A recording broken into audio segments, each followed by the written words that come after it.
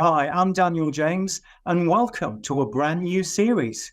This is the Daniel James Interviews, and we have a very special guest to kick the series off. It's a lady who was in a duo in the 70s and 80s and scored huge success with Mirror Mirror, Shooting Star, Give Me Back My Heart at the Videotheque, handheld in black and white, and of course, Oh, L'Amour. Welcome to the show, Thereza Bazar. Hello, my darling. Thank you so much for inviting me on. I'm very excited. We should stroll on and you can ask me whatever you'd like and I can either talk about it or say, oh, no, thank you. But very excited to have a chat. Seriously, very excited. Do you know what? The last time I saw you, I'm gonna go back to how it all started, but I have to say, I was a cheerleader at Top of the Pops in the early 80s, and you were on with Dollar, and you were like 2 inches away from me. And you had such great energy then, and you've still got that energy now. Oh, thank you for that. I don't know. I'm a 68-year-old now, and it's kind of like I stuttered when I hit my 60s. I can absolutely admit that openly.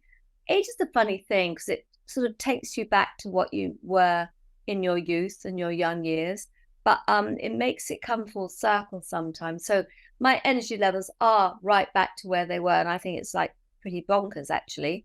I don't know why that is, but I'm just so excited and so happy and so energized. And I'm thinking maybe that's a recipe for anyone who's getting older. Just go out and do what you want to do. It's kind Well, of they say it's kind they of say fun. Yeah. they say as we get older, we must take on new challenges to keep the brain stimulated. And you seem very reticent, but also very proud to be 68 and starting again. You're coming back again with your career, which takes loads of energy and courage and enthusiasm and support. And in a way, you're flying the flag for mature people in the industry, because we all know that in the industry, people hide ages, they hide lots of things that, they want the public just to see this lovely, perfect package. And here we have you sitting there saying, I'm 68 and I've got mixed emotions. Well, you know what? People are going to relate to that, because at 68, whether you work in an office or you're a bus driver or whatever you do, or a grandmother, or, a homekeeper, we all have those feelings of, am I doing the right thing? And should I be doing this at my age? So the great thing is you're coming back pop star, but you're also coming back a three-dimensional person, because you're showing that 68 is a significant number. How did the Guys and Dolls job come about? After a couple of pantomimes, I went and did a big a musical show, dancing, performing act that was with a traveling show around the UK, and that came to a close. I thought, I've got to work, and the stage newspaper was where all the auditions were, and there was an ad there for girls and boys who can sing and dance. And I thought, I can do that. So I applied and I got an audition, and I went there thinking, well, it's just another sort of performing, touring kind of thing. And it wasn't. It was for a pop group, but I had no idea. I wasn't very well prepared, shall we say. But you got the job. I did. I sang somewhere from West Side Story, and my piece of prose was again Shakespeare. And they said, well, where do you live? I said, at home with mum and dad. What would they think if you were traveling around the country? And I said, well, maybe if I phoned mum every night and told her where I was, I think she'd be okay. And they thought, oh, putty in our hands. I was so young. And the other answer is, maybe I was the only person shorter than David Van Day, so I was the perfect pick. I don't know. You have a real self-effacing, way of describing your successes, because I know myself from being in the industry that there will have been a line down the street for those auditions. You'll have walked in there and there'll have been 25 versions of yourself, all looking at each other, knowing you were competing. You went in, obviously that went over your head and you got the job. How did it feel to suddenly be part of a group? You'd been this girl on your own, as you say, few friends, the leading lady in the pantomime, and suddenly you're in what was it, 6 people? Yeah, 6 of us, yes. Yeah. Yes, did it feel comforting to be in a group? Was it a nice feeling? They had, I was meant to have my tonsils out because I had recurring issues with my voice and my tonsils. And I actually had it booked to go and have my tonsils out on the Friday night. And I got a phone call on the Wednesday to say, you're in the group and we're having a dinner for you to be introduced to everybody on the Friday night. And I was on the phone, you know, obviously the phone in the hallway there. And my mum and dad were listening. And I said, oh, yes, I'll be there. Thank you. And they said, but you're going to have your tonsils out. I said, well, I can't tell them I'm having my tonsils out because they wouldn't want to sign someone up who's got a throat problem. So I said, no, I'll push that to one side. I've actually never had my tonsils out. And I went to meet them. But we went to this very posh restaurant in Regent Street in the West End of London. Had to get the train by myself, you know, go up there. I wasn't really nervous. I was sort of just didn't know what to expect. And of course, I get in there and there are the other 5 and 3 of them are from Italia Conti, the best busy, buzzy stage school so they're all super confident and loud and chatting away because they know each other. Then you've got that's Julie Martin and David Van Day. And then you've got Dominic and Paul, who are much older, and they lied actually for their auditions because they were much older than the age thing that they said they wanted. And they're sort of like proper musicians. And there was me. I felt sort of like the little mouse at the end there. And I know Dominic said afterwards, bless his heart, he said, what's she doing here? Because I wasn't dressed like them. I was dressed very demure. I think I had like a plain jumper on and a skirt. You know, I just didn't know what was going on. I seriously didn't know what was going on. And I sat there, but then they shoved a contract. You see, this is the difference. They shoved a contract. We had a bottle of champagne. I'm thinking, oh my gosh, that's what I've always read about. People get champagne. It's so exciting. And then they brought contracts out for everyone to sign. And everyone along this long private dining room table. And I was thinking, everyone's signing this, but I kind of thought, I'm not meant to sign anything until you've got a solicitor to look over it. And even though I thought alarm bells are going off, I thought, I can't say anything. So I signed it because I thought, well, I'm not going to walk and not be included because I'm here now. And I've got my champagne in the glass. I'm not leaving. But I was sus, you know, even then, just because I guess that's just my brain. But you signed the contract, and then obviously you were thrown into rehearsals, and then songs came along and you started making records. That must have been really exciting. I mean, do you think that your confidence started to grow a little bit by then? Yeah, it did. Once we got into the rehearsal mode, because I knew what I was expected to do, dancing, being very attentive to shape and placement. I knew all of that because being a perfectionist. But the body stuff again, you know, it was 70s, so it's all cat suits and all that stuff. So even though our image was like trouser suits, pants, you know, jackets and things, but I'm so small.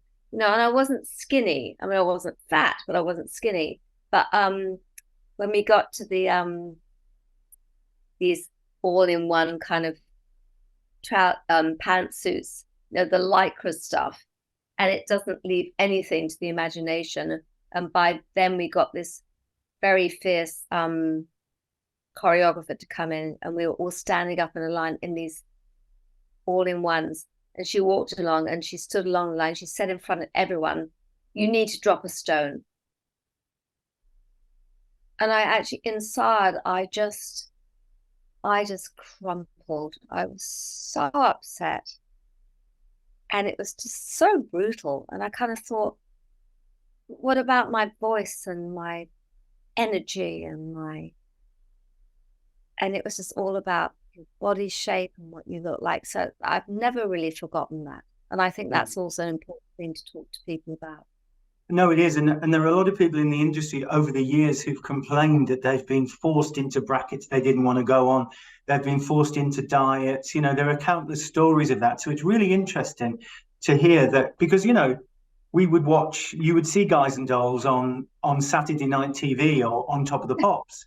And nobody at home would have ever imagined that somebody had walked down the line and told you to, well, made you feel about that big, and told you to drop a stone, and ruined your confidence. Nobody would have guessed it, because there's this image of show business that it's all wonderful. I know, and I remember feeling I didn't know what to do, and I wasn't. It was so early on. I wasn't friends with the other girls to say, "What do I do? Do I look terrible?" And I just felt, I'm a team player, so I felt like I was letting everyone down, but also for my sense of self.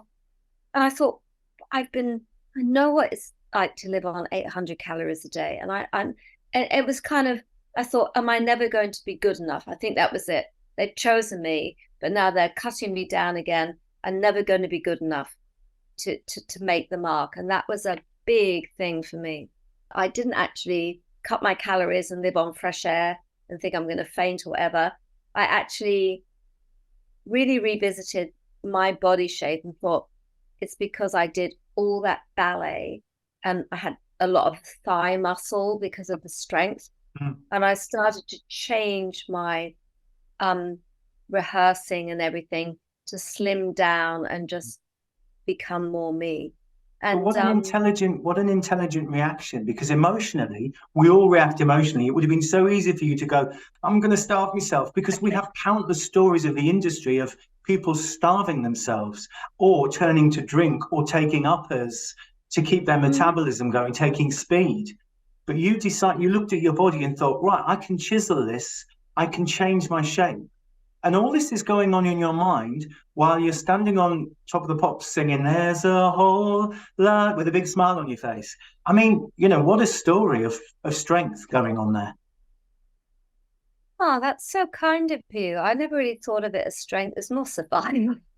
So strength, survival, yeah, it's but a it was hard clearly not. industry, isn't it? I wasn't going to destroy myself because people had said you're not that. And also at the same time, I sort of thought, but I thought they hired me for my voice first and my musicality, and then maybe my face, and then fourth the body. But then it was all changing fast, and you were judged.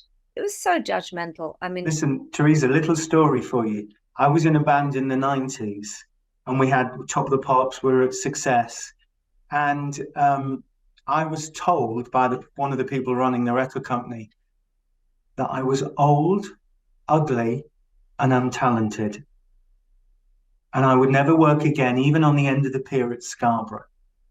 That lived with me for decades.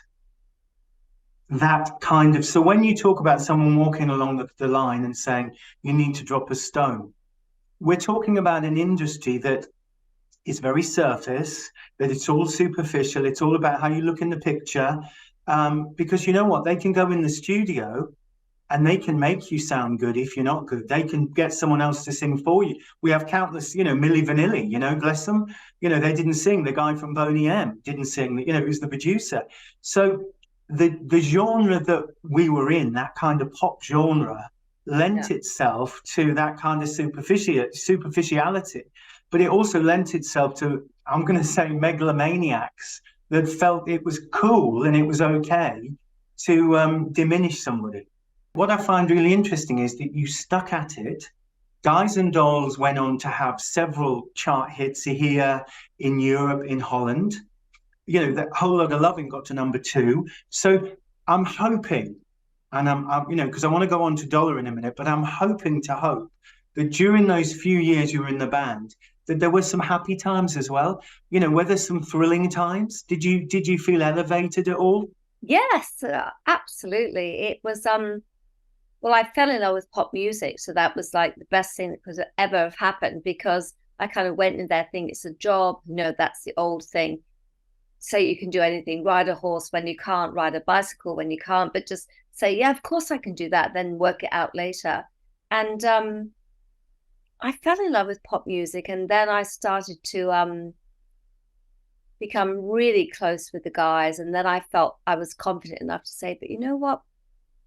I don't think we're choosing the right kind of songs. And I've listened to this production, so I got really into pop. Which was obviously the foundation for the future. But we arrived in Birmingham and we were doing a big club there, and we went to the Holiday Inn, and they had "Happy 21st Birthday, Teresa" up there. So cool. Teresa, am I right in because obviously you had Whole Lotta Lovin', you had lots of other singles as well. Am I right in thinking that you wrote one of the singles or one of the tracks that they recorded, the band? Here I go again. Yeah. Don't know how that happened. Just a silly sort of. I love songwriting. Was that the first song that you wrote? No, I'd been writing on a banjo that my dad bought me. Because I wanted a guitar. He said, "You're so small, your hands won't fit around the neck of an acoustic guitar. I'll buy you a banjo." I go, okay.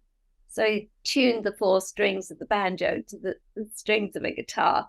Didn't realize that they're steel strings, and so it's going to be very sore on my fingers, which it was. But I wrote a song the first day. He gave it to me because I learned to play 4 chords. So I love songwriting, and so yeah, I've always thought about songwriting, singing, production. It's all part of the same cake, isn't it, really? But you took the song to the group and they recorded it, which is, that's great because in those groups, you've got producers and managers with such power that want to take you in a certain direction. So, this little naive little flower that arrived off Oxford Street and had a dinner and signed the contract and felt, where am I? What am I doing? Within a few years, you'd written the song and they were recording your song. So, you're building your framework, you're building your wall, your strengths, aren't you? Yeah. Then I didn't think that. I was just being creative. I mean, I suppose that's probably what I feel more invested in than anything now. I'm a creative. So I was just doing what I felt was right. And I had no idea what I was doing. And I guess when you're very young, that's why I would say there's a fabulous thing about, when you're very young, you can do anything. And I just felt I can do anything. I'll just put it out there and see what happens. It was a very naive, again, thing to do. But pretty song. I kind of like it. Congratulations. Those things are achievements, and we should be, people don't imagine that boy-girl groups or boy groups have got the kind of nous, the creativity to create work. So, if nobody said to you at the time, well done, I'm just saying to you, Teresa, well done for that. Okay. You, my darling. David stepped away from the band, and then am I right in thinking you left or you got fired? I mean, it came to an end for you, Guys and Dolls. So that was the problem, really. Yes. We got fired. We got thrown out. And David had been really very unhappy for a while because he was kind of like a Davy Jones and David Cassidy and Donny Osmond hybrid, the perfect pop person, but he was getting no lead vocals and no camera shots. I was kind of thinking, what am I doing here? And we were an item, with girlfriend and boyfriend. And I sort of said, well, I'll stay in the group, and because I'm happy here, even though I'll push and push and push and nudge about what we're recording, but you go and I'll stay here. And I can earn some money and support us. And they got sort of wind of it, and they threw us out, and I was devastated. I know. Wow. But you picked yourself up. Yeah. Not easy when you lose a big job in show business. Not easy. You've been on top of the pops, and suddenly you wake up and you pull the duvet back in the morning, and what have you got to look forward to? That's exactly right. I suddenly thought, I don't have a schedule, don't have anywhere to be, the road is not coming, don't have to be in the bus, we're not going there, we don't have the photo shoot. And suddenly I felt really adrift. And so I became David's secretary for some months. I would pretend I was somebody else. I'd be phoning up the record company and going, "Hello, I'm David Van Day's secretary. I'd like to try and get through to the A&R department, please." And that's what I would do. That was my job. Wow. You must have loved that guy. Oh, I did. And I couldn't understand why he couldn't get arrested and get a solo deal. And the interesting thing was, I got offered a solo deal from EMI Holland. Wow. And it came in, and it took me about 10 seconds to go, no. That's not how it's meant to be. He's the one that wanted to leave. I got kicked out, which I never wanted to get kicked out of because I like being in a group situation. I'm not a solo artist. And suddenly now someone's asking me to be a solo artist. And I just said, no, thank you. Didn't give it a moment's thought, not a millisecond. Wow. Imagine if David had been offered the EMI Holland contract. He wouldn't have even thought of you, would he? Because he'd have just taken it. He would have been off, of course. Exactly what we were both pushing for. So he couldn't get arrested. It was very strange. And we met these two guys in a posh drinking club in Berkeley Square, Morton's. And they said that we've just put together a management company and we think we could sell you as a girl-boy duo because there's nothing here. And Grease was so successful. Olivia John Travolta, and Donnie Marie in the States. And there's no girl-boy thing here. Would you consider that? And David was so fed up. And he rolled it. They said, well, yeah, maybe go and have a go. And they went to this new label that was setting up, and they said, yeah, we'll sign them. Was that Carrera? Carrera. So actually, it was a label called Acrobat Records. Okay. Which was in the UK, and they assigned us to the funding from Carrera Records. Yeah. Exactly. So, but that's how it worked. Did they bring Christopher Neal on board? The guy that ran that label, who's still a friend of mine, we're in touch all the time. His name's Chris Yule, and he has one of the best ears in the business. He was with the top record labels in the UK, and he was poached basically to set up this label. He had the producers and the writers, and then he had to get the artists. So he knew exactly how to do it all himself in a small system. And so Chris Neal was a producer, and David Courtney wrote the songs that he found. And he goes, well, David Courtney was meant to produce it, but he's busy, so you'll go with him. His name's Chris Neal, and off you go. And that was I mean, you couldn't have been more fortunate, because Chris Neal, what a talent. I mean, he'd been a teenage movie star, you know, he'd been a child actor, he knew the industry inside out. Look what he did with Sheena Easton, you know. I mean, that was fate or good fortune just really shining down on you. What was it like being in the studio with Christopher Neal? Oh, I loved Chris. And I saw him a few years ago just before COVID, and hopefully I'll see him again when I come back to the UK. Just brilliant. But sitting in the control room with him, I learned so much. And especially with Love's Got a Hold on Me, they're recording the album. So they said we had a hit with Shooting Star and Who You In the Moonlight. And so the record label said, well, have you got anything you want to bring up? And I've been writing some songs, and I said, well, I've got a couple here. And Chris Neal heard them. He said, yeah, I like that one, which is Love's Got a Hold on Me. He said, we'll definitely do that one and a couple of others. And so we're in the studio with the band. It was a proper band in those days. And David goes out to record it. And Chris is looking at me, and I'm looking at him, and goes, does he not know the song? But he wrote it. I said, well, yeah, we, but me, you know. And then you were still being the bloody secretary, for God's sake. Push yourself, yes, girl. Push yourself forward. No, it's my song. Why have I given him credits for all these decades? But anyway, that's how it is. And he couldn't sing it, and he said, it's in his key. I said, yes, of course it's in his key. That's how I wrote it. I mean, I can play piano. And he said, well, it's not working. I said, clearly. And I love Chris so much. He's a great guy. And he goes, go have a go.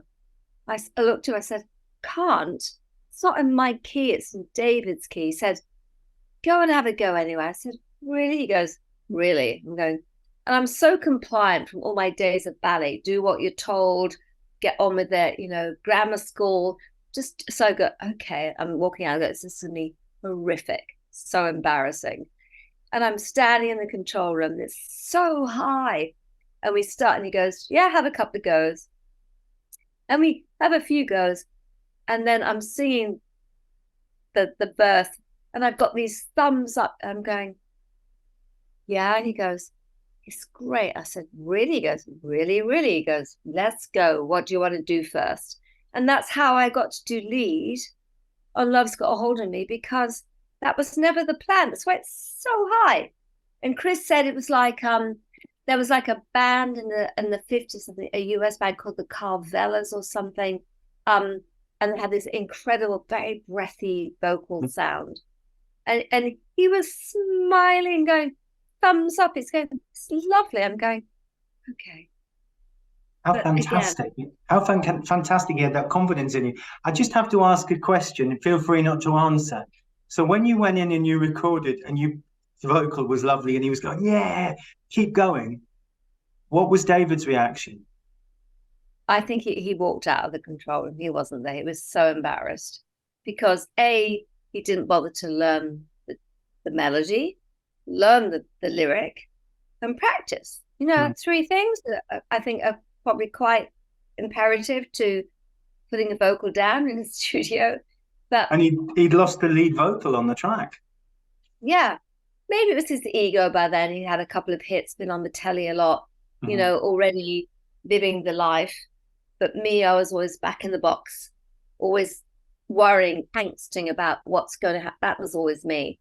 What's going to happen in the future? I never really enjoyed what was happening with the hits. I was worrying about how are we going to follow it up with another one. That's just my. It's almost like you had the manager's head on and the artist's head on at the same time, and you were wise enough. I mean, maybe because you just enjoyed it. You sat in the studio and soaked up what Chris was doing, what the engineer was doing. You seem to have, soaked all that up.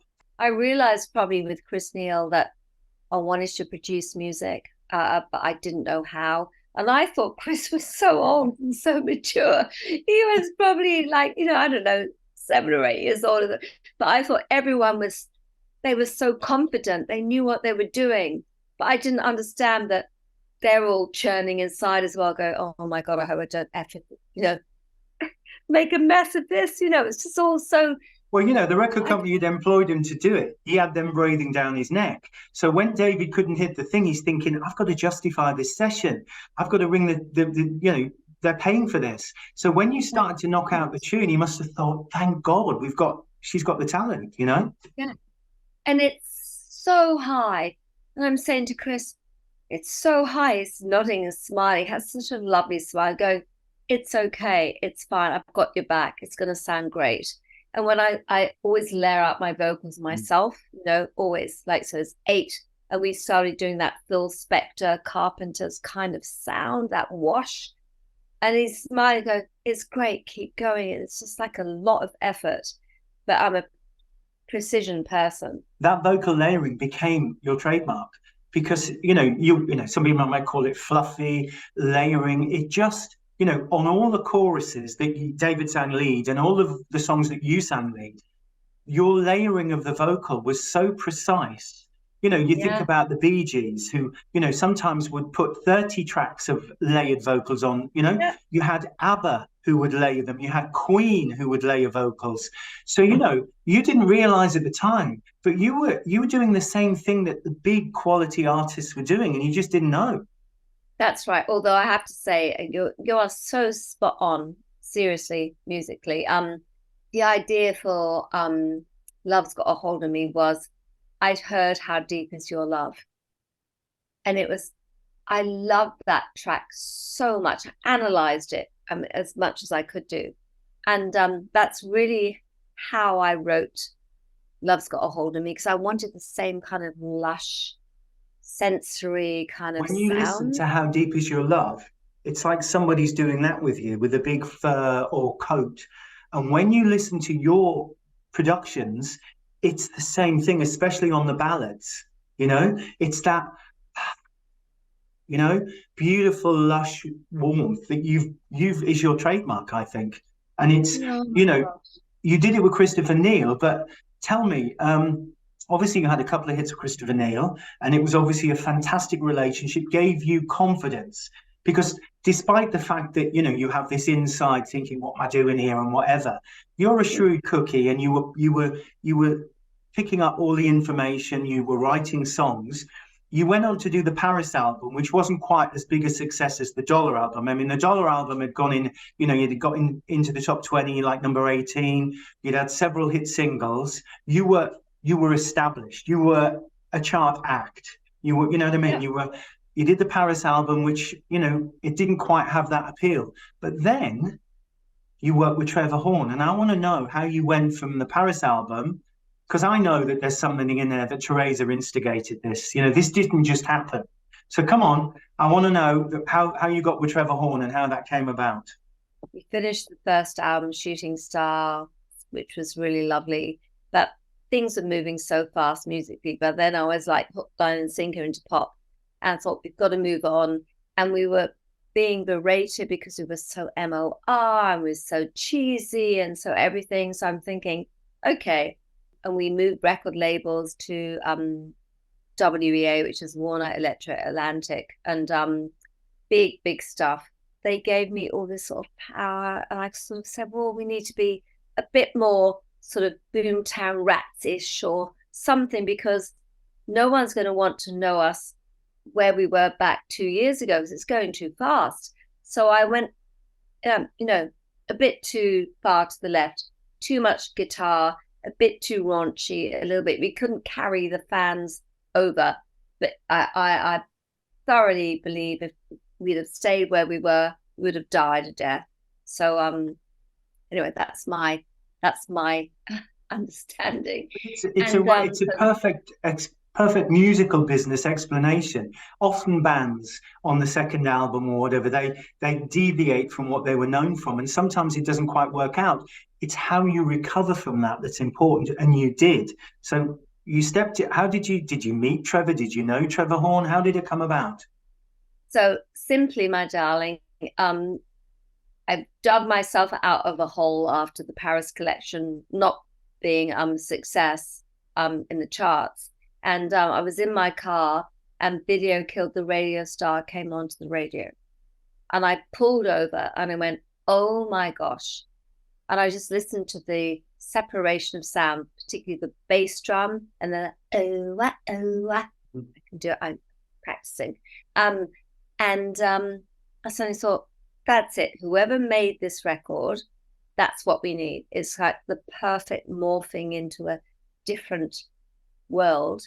And it was Trevor. And I didn't know, so I actually found out, and I called the record company. And in those days, they knew who I was. I said, I just want to talk to him. They gave me his number, and I picked up the phone and I spoke to him. I said, well, he said, but I'm not a producer. I don't produce other artists. I said, yeah, I know, but I think, and I can be quite persuasive. And I said, well, would you just maybe? So anyway, we met in a little Japanese restaurant in London, in Soho. I mean, who was eating Japanese in 1981? It's like pretty bizarre, and kind of we meet there, and he's not really interested. He's very polite, Trevor, very calm and polite.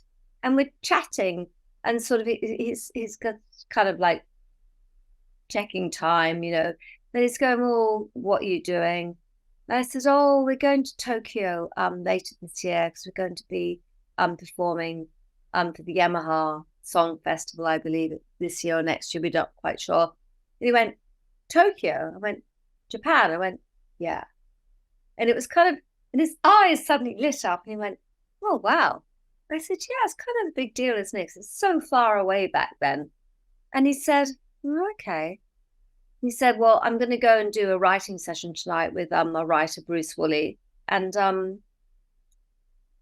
if anything happens, I'll just call you. And that's exactly how he left it. I was so demoralized. I walked out of the restaurant, but I said, thank you so much for your time. And he said, but I'm not really a producer. I don't produce artists, acts and stuff. And I thought, that's it. I failed. And I was really upset. And the next day, blow me down, he calls me, he goes, Teresa, he always calls me Teresa. He's a northern traveler. He said, it's a really good writing session last night. I said, that's good, Trevor. He said, he actually wrote this song, and we put a demo down. Would you and David like to come tonight and just put your backup vocals on it and sing? And I went, was trying to be calm. I went, oh yeah, I think that could work okay. I was like jumping up and down really, and so we went, and that was the demo for handheld and black and white. Wow. And of course the opening lyric is on a ticket, Tokyo return. And that's it. And that was the blueprint for the record. And they actually Trevor used some of that to just transfer onto the track. And they actually wrote the fundamentals of Mirror Mirror the same session. I mean, think about that. No. But just a chat, just talking about what you're doing when he's not interested. Isn't that remarkable?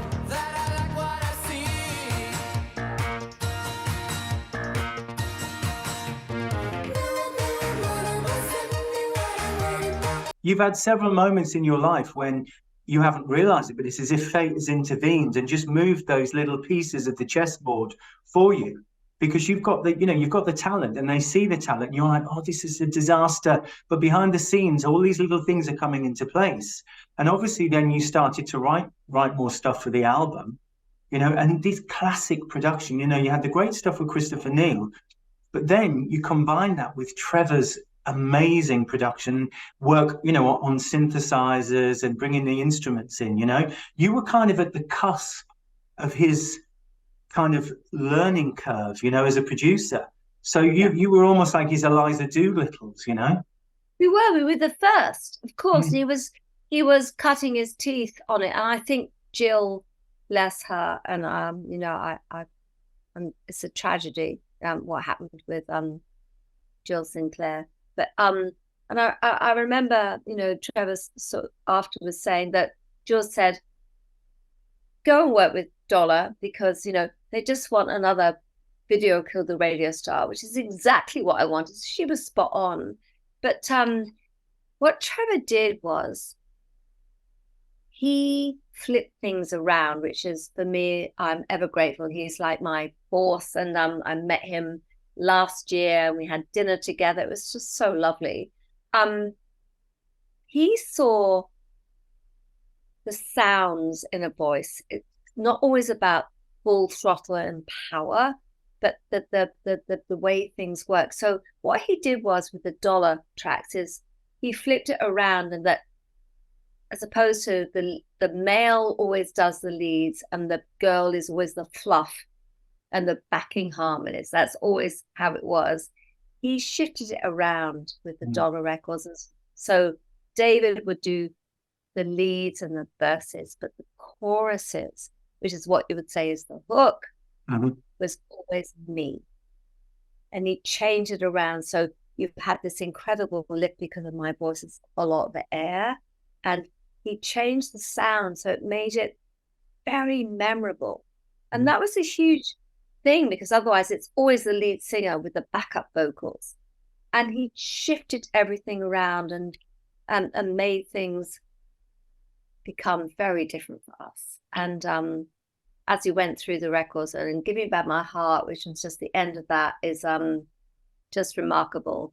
He gave me, in the studio, he gave me this piece of paper, just him and me and Gary Langan, the three of us. I've been blocking up vocals all day, which takes a lot of time because I do it manually. No tips and tricks. And he goes, I've written down some lyrics, could you just go and sing them? I said, what do you mean? He said, just make up a tune, over the end of it, which is just my vocals, this big stack of vocals, 64 of me or something or more. And I'm reading his lyrics, and I kind of go, and he said, just make it sound just lovely. I said, okay. And I start singing this, and it's sort of very late, and I'm just singing this. And at the end of it, stops. He goes, you sound just like Julie Andrews. You've come full circle. Exactly. And he didn't know that made me feel so happy. And I stood there for a second. I went, okay, let's go again. He went, no, that's it. What do you mean? He goes, I've got it. I said, that's it. So that is the one take. That's on the end of the record. Is that the bit? Da, da, da, da, da, da, Yeah. da, da. Do you know what? When you listen to your albums and your singles, they're so well constructed. Like you say, the way he constructed the songs, with the layering of the vocals and the instruments. But then you get to the end of the songs, and then there's this gorgeous little treat at the end of the song. And that was the kind of thing that ELO would do. It's the kind of thing that, Yeah. again, that Queen would do, that ABBA would do, the Bee Gees would do. It's almost like you graduated, you went up yet another step working with Trevor. And those little things at the end of the tracks, they're just like a bouquet of flowers, aren't they? Oh, that's such a lovely thing. It is a bouquet of flowers, and that's the thing with Trevor. He wouldn't just go, it's another pop single, push it out there. He's always trying to open the envelope, do something a little bit different. He never stops thinking about what his name is signed to. So he just wants to make it the best it can be. So even if the ending is slightly different, or it's the little shifts, everything, he just works because he's just a genius. I mean, that's what It's like a that's what painter. It's like Picasso or Thyssen or exactly. somebody. Yes. There's a little touch over there that I haven't done, and it's finished, but it's not finished. I'm just going to add this extra little color. You know, if I often wonder if Madonna or who she wrote Dear Jessie with heard that ending of that song, because if you listen to Dear Jessie, there's similar little tricks going on in there, and I just wondered if they'd heard your little bit at the end of that song.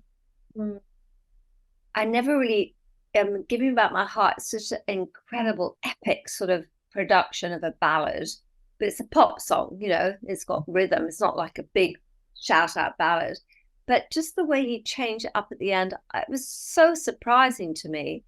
And every time I hear it, it actually gets right to the heart, because that's exactly what it was like.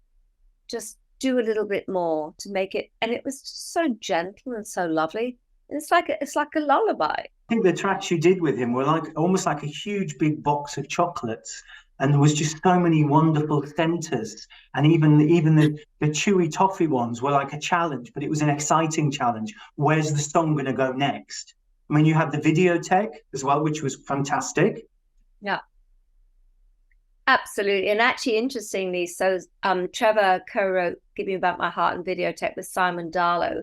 And Simon Darlow actually sent me a message probably about 3 days ago. So we had a chat when I was in the UK last year, and I came up with a lyric that I loved. And we met with Bruce Woolley and Simon Darlow, the three of us, in a pub in Teddington, just outside of London, which was a huge thing for all of us, after so many years. And we were chatting about it. I said, I've come up with this idea for just something. And Simon goes, that's a great lie. I said, it's mine, Simon, because we know each other. We've written songs together. But he sent me a message just 3 days ago. I said, I've come up with a really good idea for this lyric. And he said, have you finished it? I said, come up with a melody for just this bit. So I think there's going to be a collaboration, which wouldn't that be fun? Oh my God. So when you come to England, you may go in the studio with him, with the three of you, and just come up with another wonderful creation. I think that might be possible. I think I so, think it's going because, to happen. and that's the whole thing about getting older. We don't really care because we've had all the experiences and the ups and the downs, the big downs. But if you still got the passion, I always thought being a songwriter, no one cares what you look like. They just care about the music you write. So that was always going to be my first port of call when people don't judge me about how many wrinkles has she got. Her hair looks terrible. And don't like what she's wearing. And the lady at Waitrose going, I don't like what you wore on Top of the Pops. Why should I give you half pounded cheddar? It's kind of harsh stuff. I think most people watch Top of the Pops with those wonderful hits and didn't realize that underneath it, they've got their own Chrissy McVie going on. You're like a Chrissy McVie with Fleetwood Mac. You're beavering away behind the scenes, creating. You soaked up all that knowledge. You arrive in London, this pretty little ballet dancer that's a little mouse is your own description. And actually, look where you ended up. You took another song, you took about 4 years later in '88, you took Erasure, Andy's Ola Moore, and you produced it, didn't you? You made a hit for the band. Yeah. Talking about like the highs of life, musically, I'd say that was a pretty high end thing for me. And of course, it all came from a mistake. I'll tell you a short story, otherwise I'll be babbling. But I stopped off. I loved Erasure. Couldn't stop listening to them on the radio and going, oh my gosh. Vince Clarke, just from the Yazoo days, Alison Moyet. I mean, the whole thing was just so good. And when I heard Erasure, I thought, oh, yeah, I was envious. I just wanted to be part of that. So I parked illegally and rushed into HMV in Oxford Street in London. Thought I'm going to grab the album, I'm going to listen to it because I was going out to the countryside to the Cotswolds. And got out of London and I put it on and thought, oh my gosh, big mistake, as I've often done if I'm in a hurry. Bought the wrong album. It's the first album, not the second one. So I thought, well, I'm going to listen to it now because, of course, they're good. And that had Ola Moore on it. There's those little fates again. There's those little fates.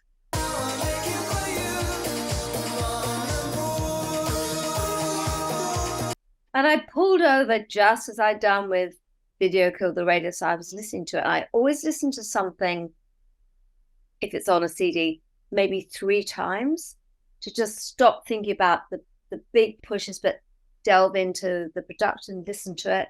And after 3 times, I went, that's it. I could hear how Dolly would do it. And that was what I did myself. I suddenly thought, that's it.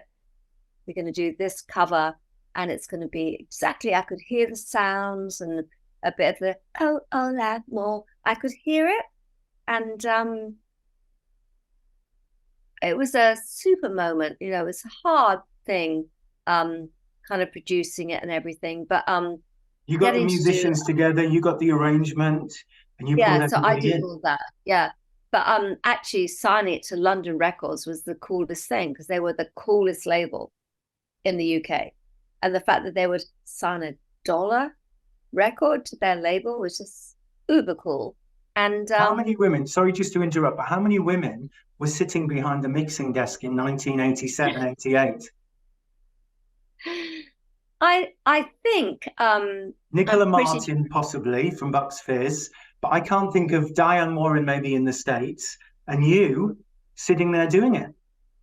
But I actually was the first female producer in the UK. I produced Rummy, Paparazzi. I produced an album for them. And I think that was 1983. I was the first female producer in the UK. Talking to you has been a fascinating surprise, and I'd love to talk to you more. When you come to England, we need to talk about the tour that you've got coming up. Yes. But when you come to England, I would love to talk to you again because I want to talk about your album with Arif Mardin, a legend of American music. I want to talk about The Big Kiss. There's a fabulous song on there. I see it in your eyes. Why that wasn't released as a single, I do not know. But we can't talk about it now. But next, when you come to London, when you come to the UK, we've got to talk again because I want to talk about The Big Kiss. I want to talk about that next stage in your life. We've had quite a serious chat. It's been fascinating because you've given us layers that people probably didn't even know were there. We have an image of these fluffy pop groups and stuff, and it's been quite a serious conversation. Yeah. But which is great. But the point of your tour, from what I've read, is you want to make it a big pop party because that's what your music lends itself to. It's euphoric. So you want people to come along and be dressed up and really throw themselves into enjoying it.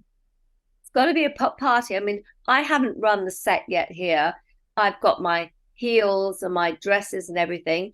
From tomorrow, I'm actually going to be rehearsing myself, because I'm going to go, will my hips possibly deal with my heels and jumping around a bit? But that's exactly what we're trying to do. We're trying to it's nostalgia, it's going back to those incredible moments in our lives that made some sense. And if some of my music gets people back to that point in their lives that makes them feel incredibly happy, what a gift is that? And you know what? The adrenaline will power you through it, you know? And you're doing all the hits. You're doing Mirror, Mirror, Shooting Star, Handheld in Black and White, you know, Give Me Back My Heart, the videotape. It's going to be a feast. I haven't told you that. That's just your assumption that will be. Well, even if you only do half of it, even if you only do half of those, that is a feast, you know, because everyone's going to be singing along to those great songs.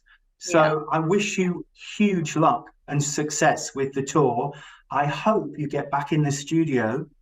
I hope you do some new material, because I think we're long overdue, Thereza Bazar's big comeback in the charts. There's something in the pipelines already, but I'm not going to talk about that until we have the next chat. That would be good. Well, when you come over, I think we need to do a face-to-face over a proper cup of tea, and talk about, because I want to know about Arif Mardin. I want to know about The Big Kiss, because there's some great tracks. And as I said, that I see it in your eyes. I don't know who wrote it, but that was your Cyndi Lauper meets Madonna moment. You wrote it. I wrote that with Graham Lyle. Yeah, we wrote that together. Graham Lyle, that was your mate, wasn't it? Gallagher and Lyle. Yeah. All of us. We're going to have a part 2, okay? But in the meantime, Thereza Bazar, you have been an absolute delight. Thank you so much for coming on your tour. I'm sure I'm saying to everybody, get down there, get the tickets, get into those venues and have a really good time, because there's going to be some great memories coming. Thank you so much for inviting me on, and we'll have take 2. I can't wait. I'll be excited for that. Have you ever drank Yorkshire tea? No, but I'm willing to. I think you're going to be having a cup of Yorkshire tea with me when you come over. All right, that's a date. Look after yourself, Teresa. You too, my darling. Thank you so much. Teresa, you've been an absolute delight. Thank you so much for being my first guest on the Daniel James interviews. I can't wait to see you on tour when you come to London. And of course, your brand new single, a remake, a reimagining of Handheld in Black and White, is out right now. And thank you for joining us today. That's the first Daniel James interview in the bag. We've got lots more coming up, and I hope you'll join me again very soon. In the meantime, look after yourself. See you soon.